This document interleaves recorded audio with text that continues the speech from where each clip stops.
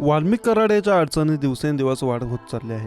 सध्या त्याच्यावर मोक्का कायदा अंतर्गत कारवाई केली असून लवकरच त्याची संपत्ती जप्त होऊ शकते.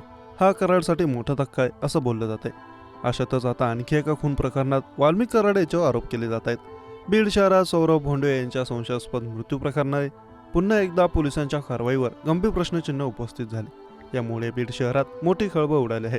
अवादा कंपनीच्या खंडणी आणि संतोष देशमुख हत्या प्रकरणाने बीड जिल्हा चर्चेच्या केंद्रस्थानी असताना आता पाटोद्यातील खून प्रकरण समोर आलं. सौरभ भोंडवे या तरुणाचा त्याच्या मित्रांनी खून केला, परंतु तरीही पोलिसांनी तक्रार दाखल करून घेतली नव्हती, असा गंभीर आरोप कुटुंबियांनी केला. भोंडवे कुटुंबाने सामाजिक कार्यकर्ता अंजली दामानिया यांना या संदर्भात पत्र लिहिलं होतं. मित्रांबरोबर बाहेर गेलेल्या सौरभला मी सायंकाळी फोन केला. त्यावेळी त्याचा फोन मित्रांनी उचलला, पण त्यानंतर केलेल्या कोणत्याही फोनला समोरून प्रतिसाद मिळाला नाही.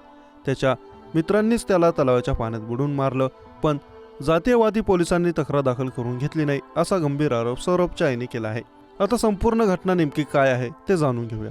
मयत झालेल्या तरुणाचे नाव सौरभ शिवाजी भोंडवे असून तो 28 वर्षीय होता. त्याला 4 वर्षांचा एक मुलगा पण होता. गौरव काघाव, संभाजी जायभये आणि सागर जाधव या मित्रांसोबत तो बाहेर गेला होता.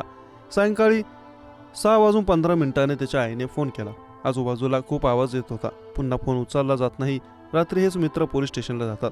तिथे सौरभचे वडील भेटल्यावर तिघी वेगवेगळे उत्तर देतात आणि 2 दिवस खूप शोध घेतल्यावर प्रेत मिळते. तलावात बुडून मृत्यू झाल्याचे सांगितले जाते.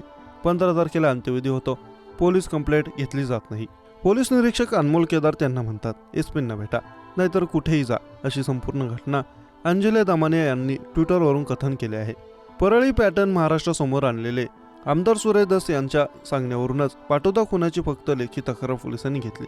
5 महिने झाले तरी अजूनही न्याय मिळत नाही.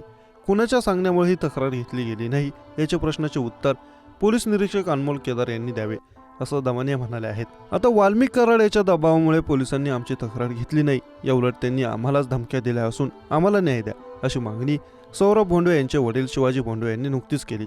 एकंदरीत पोलीस दलात वाल्मिक कराड याचा हस्तक्षेप असल्याने पोलीस प्रशासनावर नागरिकांचा विश्वास उरला नाही. आरोपींवर कारवाई होऊन दोषी पोलिसाची चौकशी होणार का, याकडे आता सर्वांचं लक्ष लागलं आहे. आता एकीकडे वाल्मिक कराडच्या अडचणी वाढत असताना आता त्याचा मुलगा सुशील कराड एका खून प्रकरणात अडकण्याची शक्यता आहे.